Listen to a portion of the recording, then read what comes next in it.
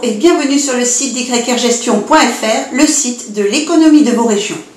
Le 24 mai 2018, le 53e parc naturel régional de France a officiellement vu le jour.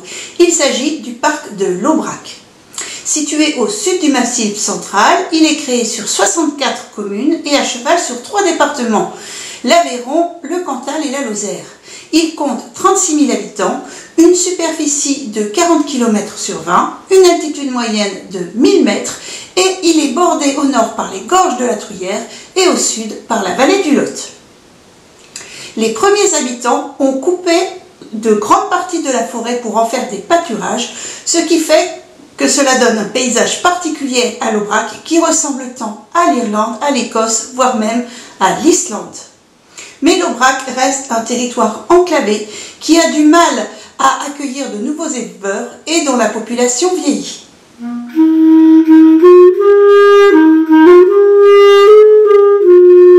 Sa vache vedette est reconnaissable par son pelage froment, des yeux collés, des cornes en forme de lyre et 4 solides aplombs.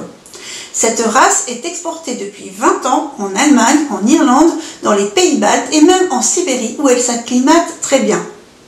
La race Aubrac est une production de qualité reconnue par les signes officiels IGP, Fleur d'Aubrac et Bœuf fermier d'Aubrac.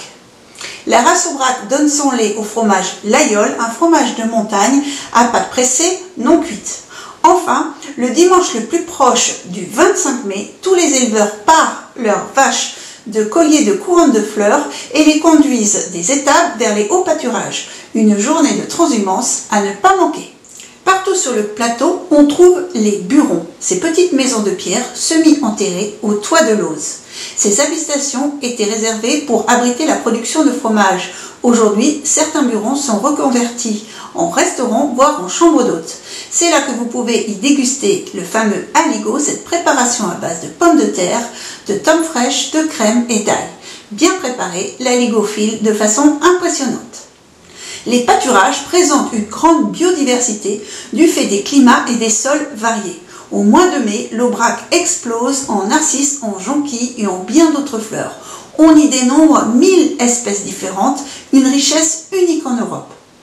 Sébastien Brasse, aux commandes de son restaurant gastronomique classé 3 étoiles à Laïol, y puise matière pour des recettes inoubliables.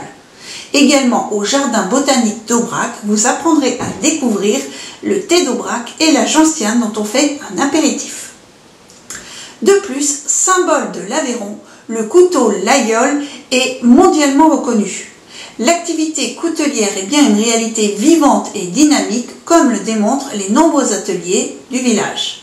Au printemps et en été, avec 600 km de sentiers balisés et 3 circuits de grande randonnée, l'Aubrac est le paradis des marcheurs, des vététistes et des cavaliers qui peuvent y admirer de très beaux lacs.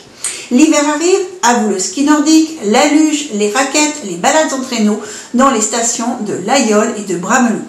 Parlons également du centre thermal de la Chaldette où l'eau qui alimente la station jaillit naturellement à 35 degrés. Enfin, le village de Nasbinal est un village étape de la Via Quadensis du chemin de Saint-Jacques de Compostelle, la voie qui part du Puy-en-Velay et qui passe par Conques. Voilà, en guise de conclusion, laissez-moi vous apprendre la maxime du parc de l'Aubrac. La tradition sans modernité est stérile, la modernité sans tradition est aveugle.